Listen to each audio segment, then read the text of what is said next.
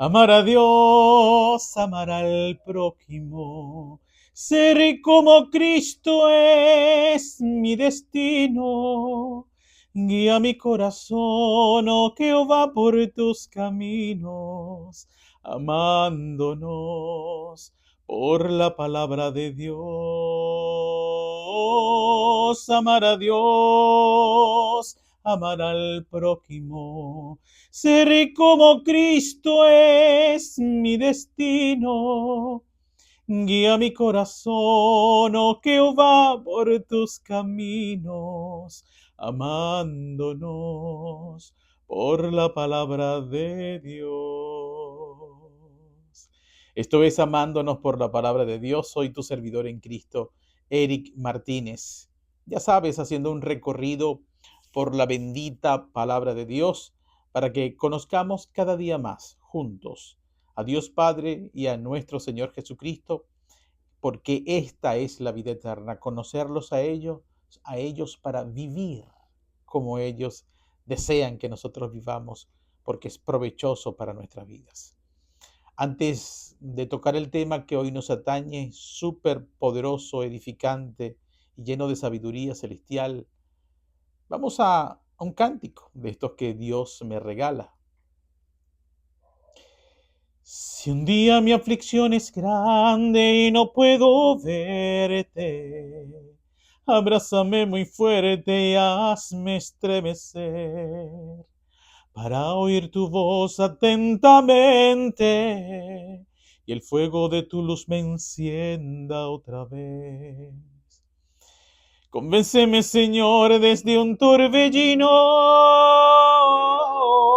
Si un día me extravío en mi propio corazón, si oscuro es mi consejo sin sabiduría, desnuda mi ignorancia en esta habitación.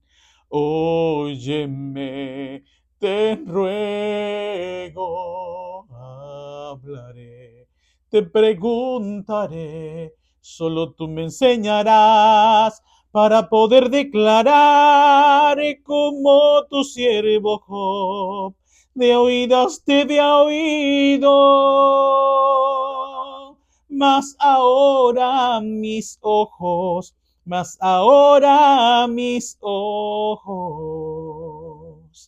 te ven. Si un día mi aflicción es grande y no puedo verte, oh, abrázame muy fuerte y hazme estremecer para oír tu voz atentamente y el fuego de tu luz me encienda otra vez. Convénceme, Señor, desde un torbellino. Si un día me extravío en mi propio corazón, si oscuro es mi consejo sin sabiduría, desnuda mi ignorancia en esta habitación. Óyeme, te ruego, hablaré, te preguntaré, solo tú me enseñarás para poder declarar como tu siervo Job de oídas te había oído, mas ahora mis ojos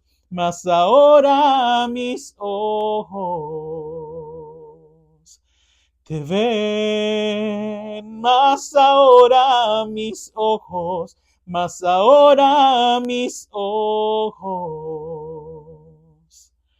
te ven. ¿Qué vamos a hablar el día de hoy? Vamos a hablar del profeta Elías y cómo todo lo que la palabra habla acerca de este profeta y los acontecimientos por los cuales los hizo pasar Jehová, nuestro Padre eterno, hoy día tienen vigencia, aplicación. Esto no es extraño a pesar de que haya ocurrido hace tantos siglos atrás. Recuerden que la palabra de Dios es eterna. Significa que siempre es vigente y siempre de ella podemos alimentarnos para estar fortalecidos y vivir dentro de los estatutos de la voluntad de Dios. Y vamos a hablar un poquito de los antecedentes. Y esto tiene que ver con un reinado perverso que llegó a Israel. Un rey llamado Acab. Dice la escritura que este rey pues hizo peor que todos los reyes anteriores, que anduvo en los pecados de Jeroboam. ¿En qué consistió Jeroboam este pecado que llenó de ira a Dios? Pues Jeroboam, con el ánimo de que la gente en el reino de Israel, cuya capital era Samaria, no fuesen a rendir culto en el templo de Jerusalén, pues se inventó, tuvo una gran idea idolátrica de mandar a construir 2 becerros de oro para que la gente en el tiempo de adoración se quedase allí adorando y rindiendo culto, no sea que se fuesen a Jerusalén y la gente tomara la decisión de quedarse por allá o hacer relaciones por allá y a este rey terminaran desechándolo. Para evitar eso se inventó esta cosa tan terrible. Bueno, este rey Acab hizo lo mismo. Se casó con una mujer perversa llamada Jezabel, de la cual hoy anuncio y pido permiso a mi padre para en la próxima edición hablar de Jezabel y cómo este espíritu perverso y de control tiene injerencia hoy día en la iglesia de Jesucristo, en los matrimonios y cómo esto impacta negativamente inclusive en una nación y cómo se vence a este espíritu. Este servidor lo ha hecho varias veces. Así que sé de lo que les hablo.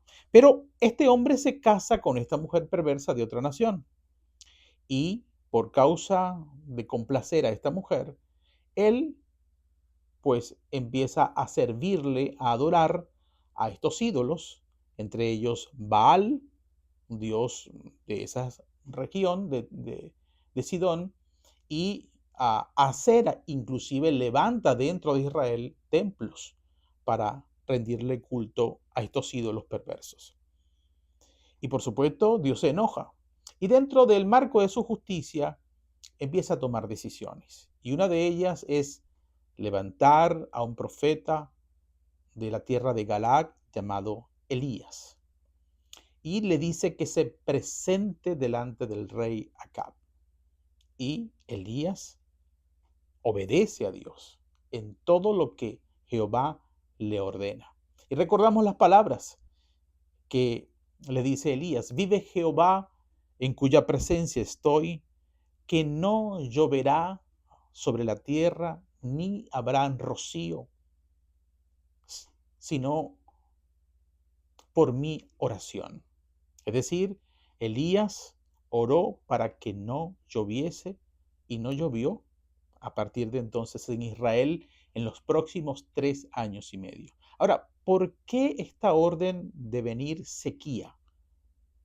Ni lluvia ni rocío de estas que se da, este rocío de la madrugada que a veces empapa la hierba y los árboles. ¿Por qué? Porque este dios Baal era conocido como el dios de la fertilidad y el dios de la lluvia, esto que trae abundancia en la agricultura. Entonces Dios, ese es tu Dios, acá, el de la lluvia, de la fertilidad, el que hace prosperar las cosas. Te voy a demostrar que tu Dios no tiene, el que tiene el control de la naturaleza, en los cielos y de la tierra y de todo lo que hay en ellos, soy yo. Te voy a demostrar que no tienes poder de revertir mi decisión. Y por eso envió al profeta Elías a ejecutar esta orden. Y luego le dice a Elías que se vaya de allí, vete al rollo de Kerib, que he dado orden a los cuervos que mientras estés allí te van a sustentar. Y los cuervos, que no son personas, son animales, y no pregunten cómo, muestren fe, porque cuando Dios da una orden, los elementos de la naturaleza se sujetan a esa orden y hacen exactamente. Y estos cuervos traían pan y agua, en la mañana y en la tarde. Pero cuando después de varios días, producto de la sequía que ya estaba sucediéndose, ese arroyo se empezó a secar, Dios le dijo que fuera donde una viuda, y que esa viuda en Sarepta de Sidón, en la misma tierra de donde venían los ídolos, la iba a sustentar. Y hay una historia también bien completa, edificante, que tiene muchísimas enseñanzas, en donde se desarrolla este episodio, donde Elías llega y se consigue con esta viuda, y bueno, se da todo un contexto.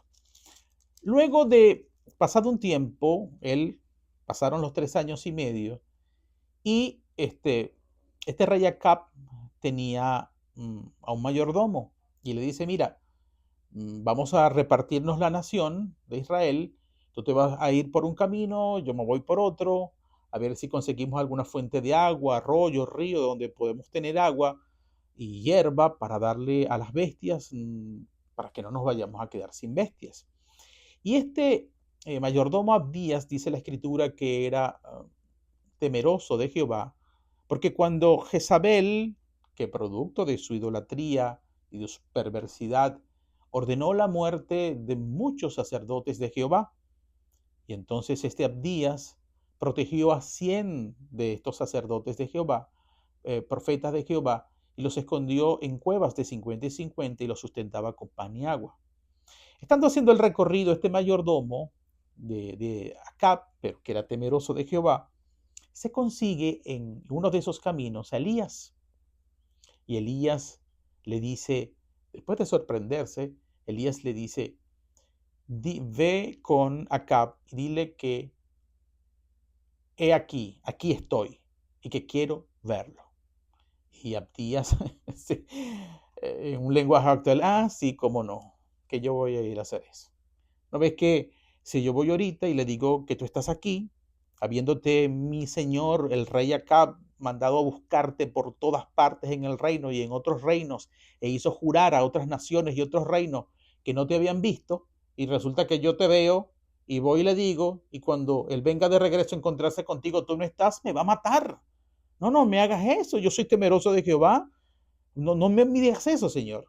Mire, vive Jehová, en cuya presencia estoy, que hoy yo voy a ver a Acab. Y entonces es cuando Abdías es convencido y va y le avisa a Acab, y Acab viene al encuentro de el profeta Elías.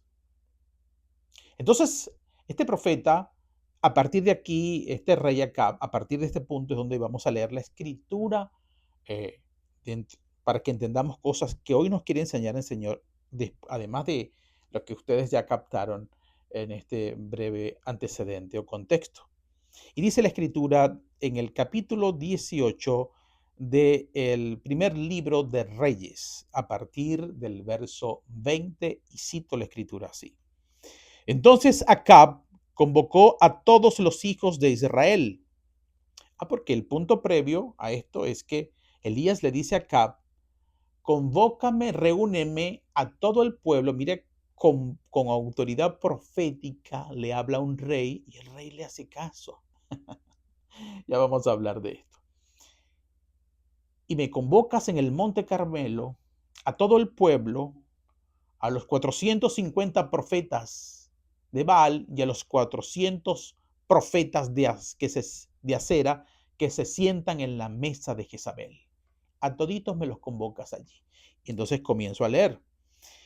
Entonces Acab convocó a todos los hijos de Israel y reunió a los profetas en el Monte Carmelo. Y acercándose Elías a todo el pueblo, dijo, en forma de pregunta, ¿hasta cuándo claudicaréis vosotros entre dos pensamientos? Si Jehová es Dios, seguidle. Y si Baal, id en pos de él. Y el pueblo no respondió palabra. Elías estaba enojado porque veía a una nación tibia, que sí reconocía a Jehová como Dios, pero al mismo tiempo participaba de los ritos, de creencias entre Baal y Acera. Porque ustedes están claudicando en dos pensamientos. Decídanse si son de Jehová o son de Baal y de Acera. Pero tibios no, de que quieren participar de las dos cosas. No recuerdan la palabra de Apocalipsis. Ojalá fueras tibio, ojalá fueras frío, ojalá fueras caliente, así tomaras una decisión. Pero por cuanto eres tibio, sí que quieres jugar en los dos bandos, dice Jehová, te vomitaré. Y aquí viene un profeta designado, levantado por el Señor, para poner fin a la tibieza de una nación que por causa de los gobernantes los inclinaron a olvidarse o a tener en poco al único Dios verdadero. De allí la importancia de que un pueblo esté por fe sujeto a las convicciones del Dios viviente, a su palabra. No importa el rey que llegue a una nación. Y estar pendiente en cuanto sea posible y dependa de cada quien elegir a hombres y mujeres o mujeres que sean temerosos de Dios, que realmente sirvan a Dios. Porque si no, esos reyes, esos presidentes, esos gobernantes, esos primer ministros van a inclinar al pueblo hacia el alejamiento de la fe y de hacer lo correcto delante de los ojos de Dios. Sin dejarse engañar. Y hago aquí un breve paréntesis, porque la mayoría de los gobernantes son demagogos. Si se paran frente a hijos de Dios, dicen que ellos son súper y recontra cristianos. Pero si luego hacen una reunión con santeros, empieza a exaltar a los ídolos de los santeros. Si se reúne con los indígenas, vas que él participa también de las creencias indígenas. Y así van queriendo estar bien con todos. Cuidado, no se dejen engañar. Entonces,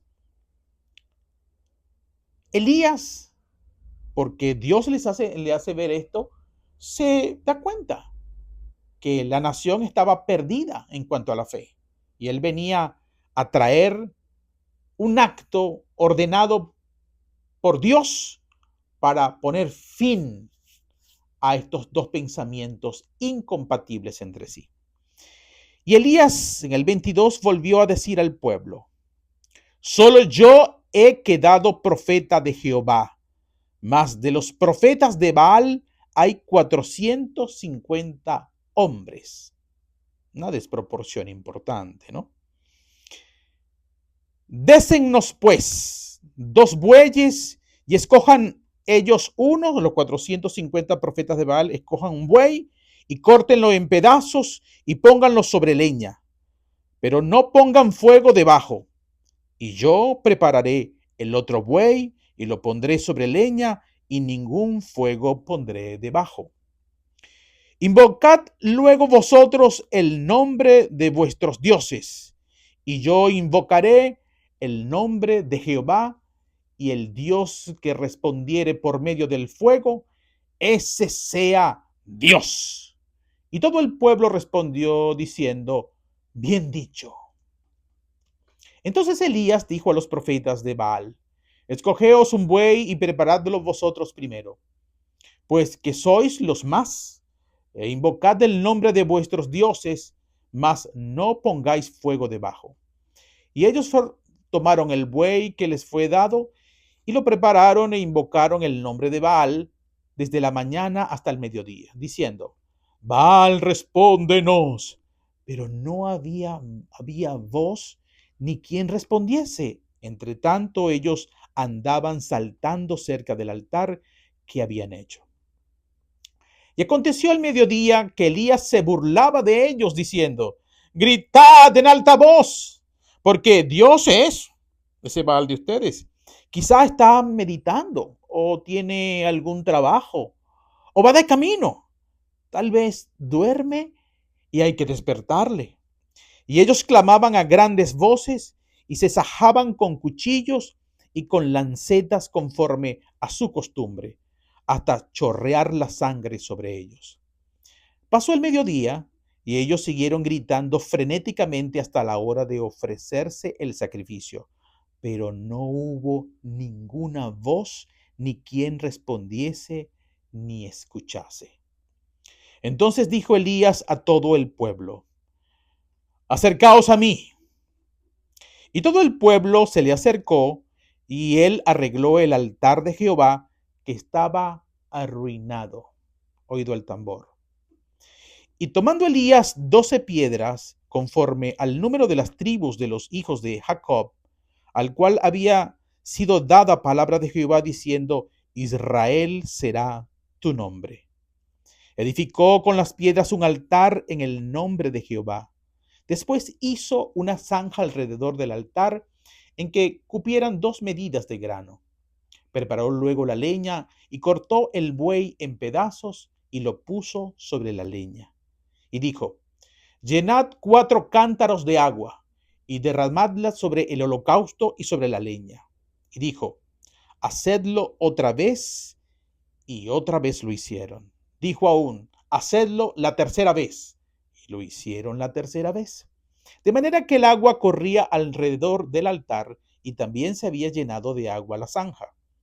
Cuando llegó la hora de ofrecer el holocausto, se acercó el profeta Elías y dijo, Jehová, Dios de Abraham, de Isaac y de Israel, sea hoy manifiesto que tú eres Dios en Israel y que yo soy tu siervo y que por mandato tuyo he hecho todas estas cosas. Respóndeme, Jehová, respóndeme, para que conozca este pueblo que tú, oh Jehová, eres el Dios y que tú vuelves a ti el corazón de ellos. Entonces cayó fuego de Jehová y consumió el holocausto, la leña, las piedras y el polvo, y aún lamió el agua que estaba en la zanja. Viéndolo todo el pueblo, se postraron y dijeron, Jehová es el Dios, Jehová es el Dios. Entonces Elías les dijo, prended a los profetas de Baal, para que no escape ninguno. Y ellos lo prendieron y los llevó Elías al arroyo de Sison y allí los degolló. Fin de la cita. Santo Dios, qué acontecimiento ese. Un día, cuando tenga la oportunidad de hablar con Elías, le voy a preguntar, cuéntame mejor en detalle cómo fue que hiciste eso. ¿Cómo fue que Dios se manifestó con este milagro tan portentoso para definir la inclinación espiritual y terminar de convencer el corazón del pueblo de Israel? Cuéntame más. Y quizá le pida a Dios que me lleve en una visión a presenciar en el tiempo de la eternidad estas cosas y pueda ver así, como un testigo, todo lo que ocurrió con todos los detalles más allá de lo que dice la Biblia. ¿Es esto posible? Sí. Porque ya un hombre o una mujer que ha nacido de nuevo puede entrar, puede ver el reino de Dios y moverse en las dimensiones de la eternidad, como el Señor me ha paseado en otros eventos que ya ocurrieron siglos y siglos atrás. Bien, comencemos por enseñar ciertas cosas. Veamos la obediencia increíble de Elías. Yo no sé ustedes si pueden comprender si un día Dios les pide a ustedes que vayan y se le presenten al rey o al presidente de su nación y que le digan una cosa tan fuerte como esta nación va a sufrir económicamente porque Dios me dijo que llorara y va a haber un declive económico terrible. Pues ya saben, en una nación aún moderna, si no llueve, todo se vuelve patas arriba. Todo es un problemón increíble. No tengo que enseñárselos. Y ustedes, hay quienes en sus naciones ha faltado el agua, saben lo que eso significa. En la agricultura, en el aseo, en la industria alimenticia, en el transporte, lo que afecta a los animales, al ser humano, etc. No tengo que decirles el clima, cómo es afectado. Todo esto por la voluntad de Dios, porque Él es el que tiene el control sobre todas las cosas.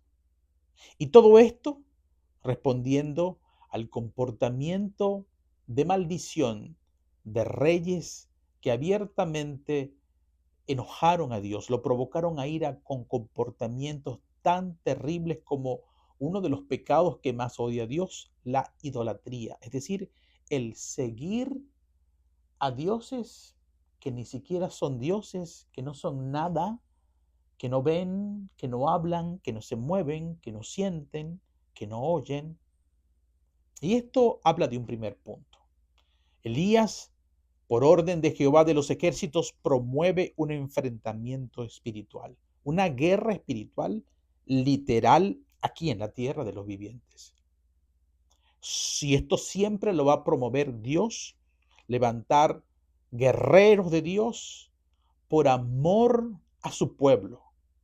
Hoy, en esa época, ese era su pueblo elegido, Israel.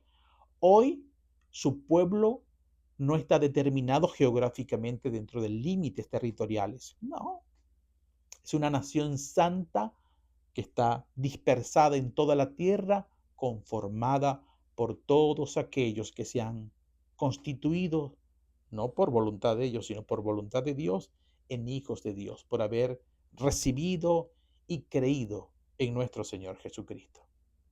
Y donde estén su pueblo, como en aquel entonces, Dios siempre va a pelear por ellos, a favor de ellos, para eh, que su nombre sea santificado delante de la gente y para el bien de la misma gente.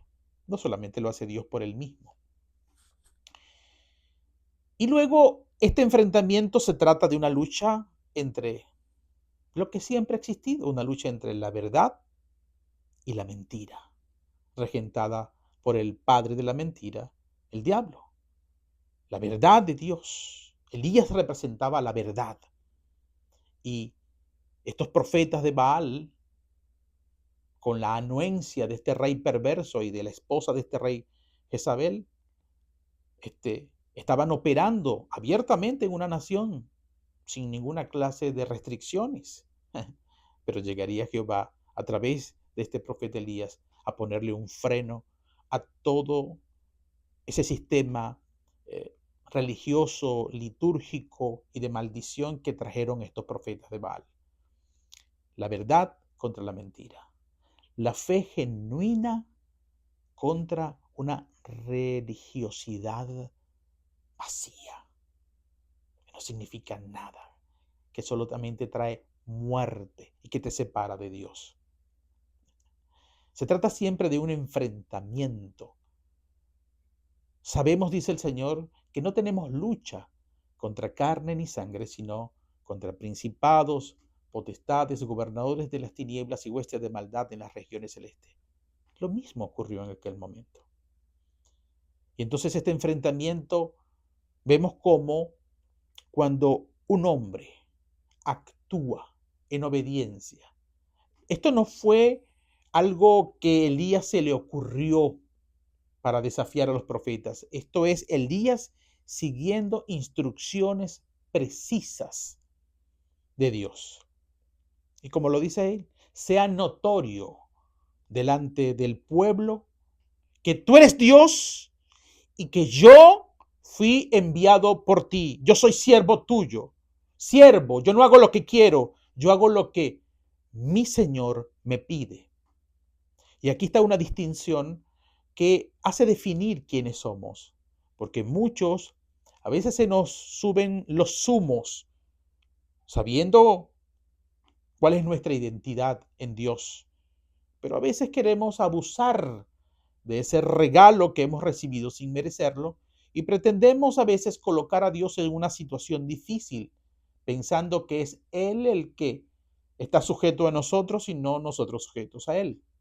De esto Jesucristo nos enseñó cuando fue tentado en el desierto y el tentador le dijo, bueno, si tú eres el Hijo de Dios, súbete aquí al pináculo de aquí del templo de Jerusalén y lánzate.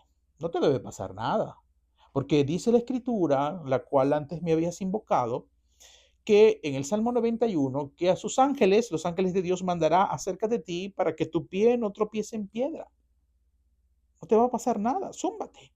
y que le dijo Jesucristo, escrito está, no tentarás al Señor tu Dios. Es decir, no podemos hacer nada que Dios primero no nos haya pedido, guiado directamente por profecía, por la palabra de Dios, por una visión o sueño profético, o por un hombre de Dios que nos venga a traer lo que Dios le ha comunicado en mensaje para nosotros. No podemos hacer nada, no podemos pretender que a nosotros se nos ocurre una idea y Dios tiene que andar como un perrito faldero detrás de nosotros, haciéndonos quedar bien. No.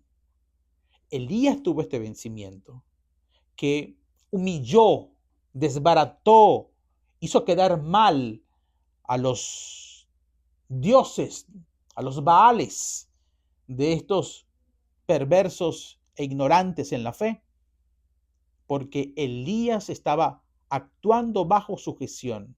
Las palabras a mí me encantan cuando él decía, vive Jehová en cuya presencia estoy. ¿Qué está diciendo? Vive Jehová, un Dios vivo, en cuya presencia estoy en el tiempo en que Él está hablando.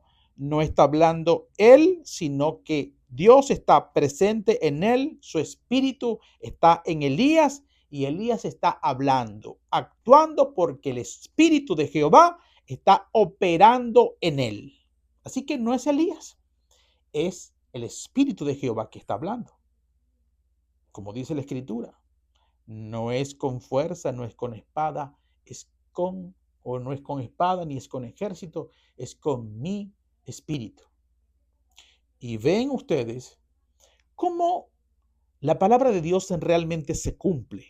Pues ven que esta desproporción existente, 450 profetas, los cuales todos querían ver muerto a Elías. De hecho, ellos instigaban la persecución de Elías durante los 3 años y medio que duró la sequía. 450 contra un solo profeta de Jehová. Y este solo profeta obtuvo la victoria porque Dios lo respaldó. A los otros no lo respaldaron sencillamente porque no había nadie que lo escuchara, porque los ídolos no son nada. Pero Dios vive, existe, único y verdadero. No hay más Dios poderoso que nuestro Dios Jehová de los ejércitos. Por supuesto, entendiendo, sin entrar en discusiones teológicas, de cómo se manifiesta Dios. Él mismo, a través del Hijo o a través del Espíritu Santo. De forma coordinada y en una unidad perfecta. Pero el Señor es uno solo. Y este vencimiento, lo que le quería decir es que pone en evidencia el cumplimiento de la palabra. Aunque escrita en los Salmos, aunque un ejército enorme, acampe contra mí, no temeré, porque en Jehová estoy confiado, estoy firme. Ahí veíamos un ejército espiritual, gobernantes, acompañado de un ejército secular, de custodias, de fuerzas militares, todos con el deseo de acabar a Elías. Pero Elías en obediencia y con una fe extraordinaria que hizo que se presentase en esas condiciones que en la mente de los hombres era desequilibrada, desproporcionada, pero obediente y con fe, obtuvo la victoria. Porque aunque un ejército, repito, acampe contra ti y contra mí, si estamos actuando con fe y en obediencia, en coherencia con esa fe, ese ejército va a ser desbaratado. No podrán hacer nada. De múltiples formas Dios los va a neutralizar. No tiene que ser como tú te lo imaginas. Porque si dejas a tu imaginación, tu mente carnal, a trabajar, el espíritu de miedo, de temor viene sobre ti porque no vas a comprender cómo es que uno solito va a derrotar a un gentío, a todo un tribunal, a todo un ministerio público contra uno, a toda una policía persiguiendo, a toda una banda criminal persiguiendo, a todo un concilio de brujos, de santeros organizados para maldecirte. No pueden, aunque un ejército acampe contra ti, pero si estás en fe y en obediencia, no podrán. Y eso te hace vivir confiado en una victoria segura. La vida de Elías fue extraordinaria. Tanto le agradó, porque él es como una figura que Dios usa en la Escritura para enseñarnos lo que había de venir. Y aquí viene parte de la enseñanza de una aplicación actual. ¿Qué tenía de interesante Elías? Este método que utilizó Dios para definir el corazón del pueblo de Israel, que trae milagro, este milagro extraordinario de que el fuego consumió el holocausto, la leña, las piedras que representaban a las 12 tribus de Israel, es decir, un hombre que se levanta a pelear por su nación espiritualmente.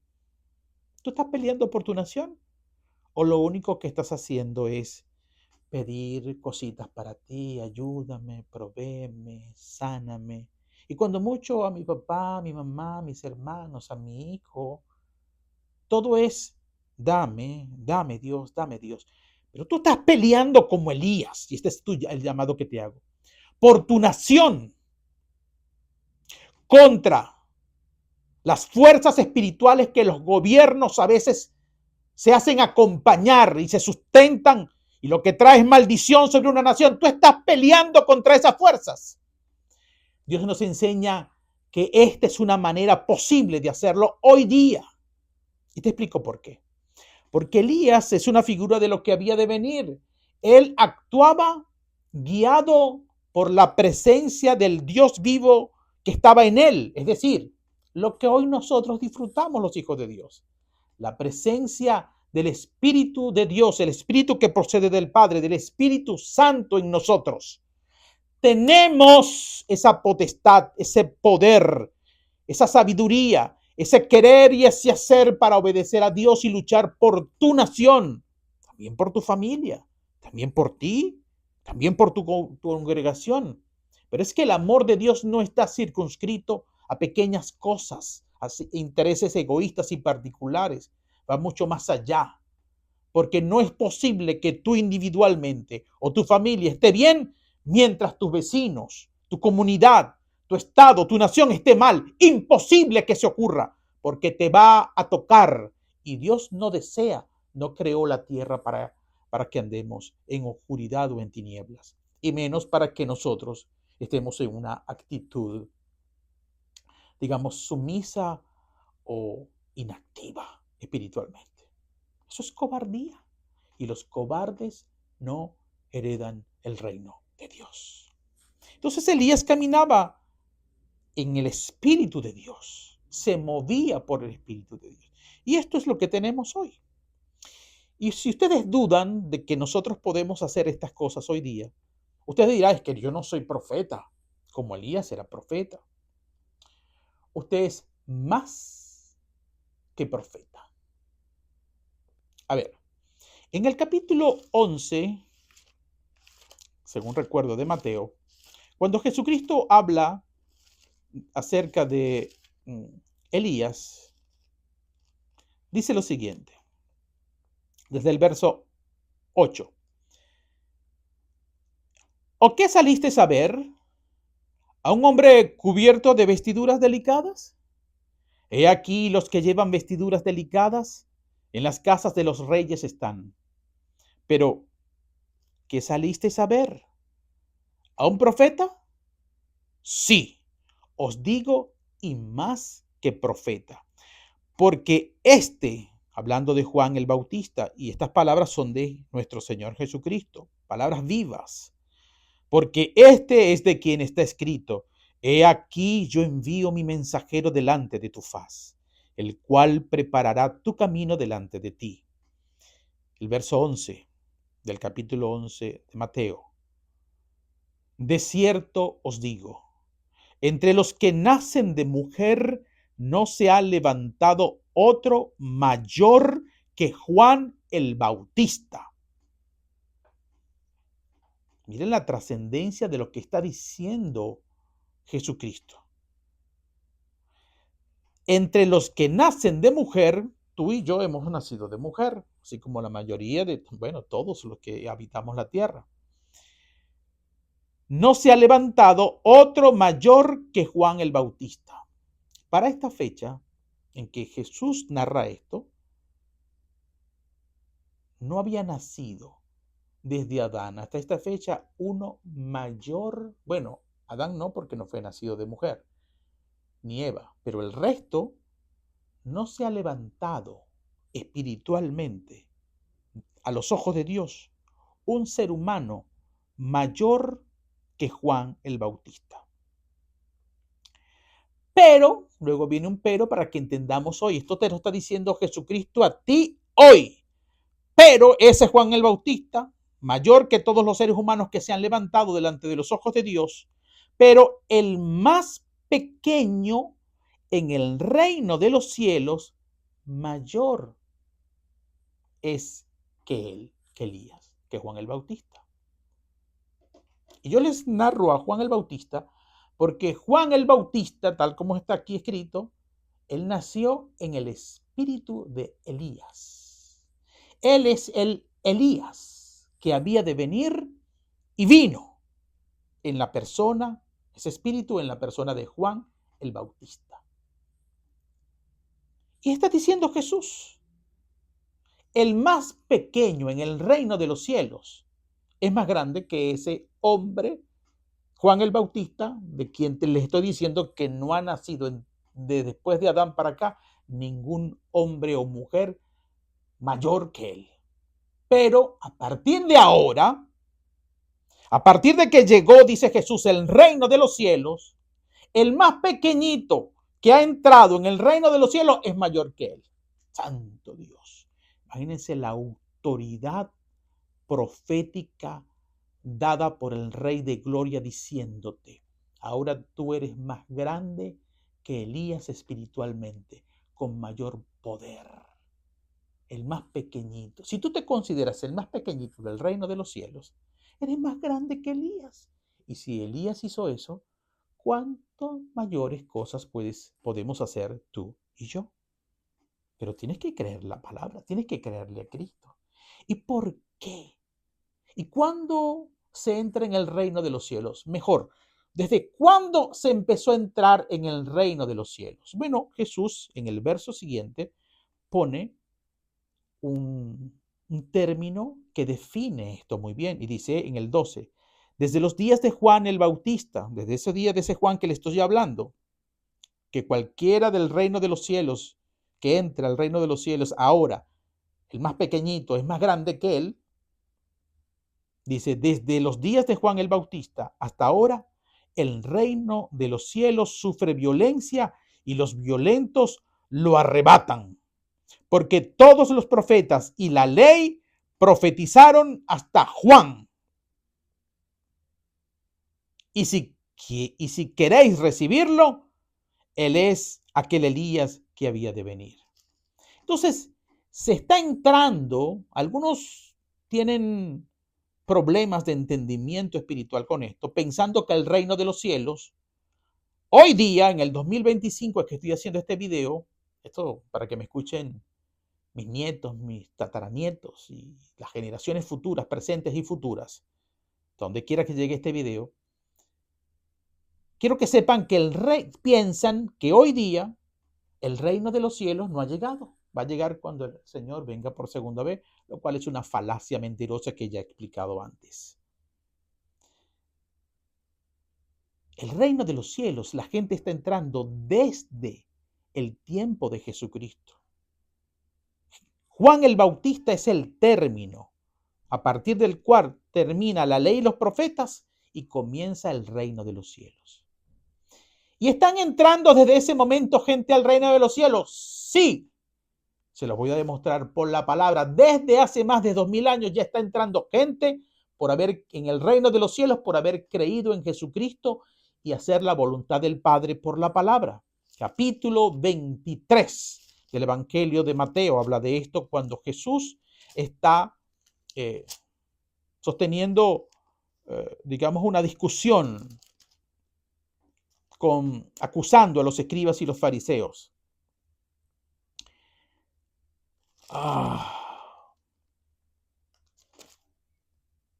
Dice así en el verso 13. Y verifiquen los tiempos de la palabra. Mas ay de vosotros, escribas y fariseos. Está hablando Jesucristo sosteniendo una acusación o una discusión con los escribas y fariseos de la época, de hace más de 2000 años. Ay de vosotros, escribas y fariseos, hipócritas, porque cerráis el reino de los cielos delante de los hombres. No están dejando entrar a los hombres. Pues ni entráis vosotros, ni dejáis entrar a los que están entrando.